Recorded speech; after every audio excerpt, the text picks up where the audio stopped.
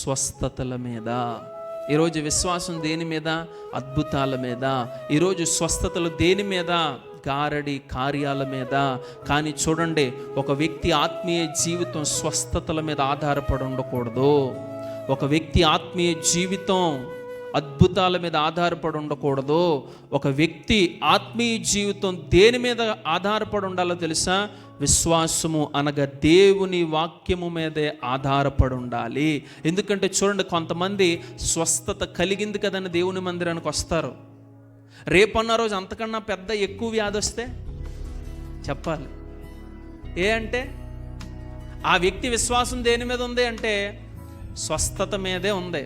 కానీ నిజమైన విశ్వాసం ఏంటో తెలుసా? దేవుడు నన్ను స్వస్థపరిచినా స్వస్థపరచకపోయినా, ఒకవేళ నాకు ఈ వ్యాధి వచ్చిందా, ఈ వ్యాధితో నేను చనిపోయినా పర్లేదు, కానీ దేవుడిని నేను విడిచిపెట్టను అనేది ఉంది. చూశారు? ఇది నిజమైన విశ్వాసం. ఈరోజు ఎంతమంది ఆ నిజమైన విశ్వాసం అనే పునాది మీద వారి ఆత్మీయతను కట్టుకున్నారు? ఒకసారి ఆలోచన చేయండి.